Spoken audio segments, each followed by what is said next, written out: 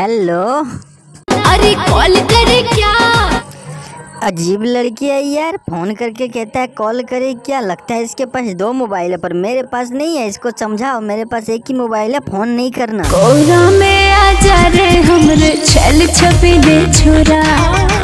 अच्छा मैडम, तेरे को चढ़ा है प्यार का बुखार तो हमको जाने का कहता है गंगा के पार।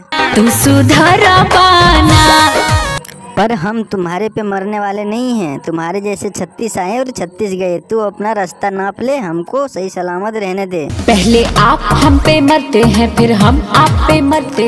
ओए छोरी सुन, मेरा माथा मत घुमा, खाम मखा गाली सुनेगा। फोन रख, कब तुम पे मरे बे। तेरे जैसा 36 है, कई बार बोलूंगा। मेरा बाबू क्यों मुझसे नाराज है?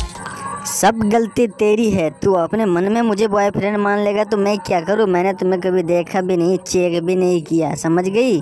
सारी गलती मेरे ऊपर तूने सैया।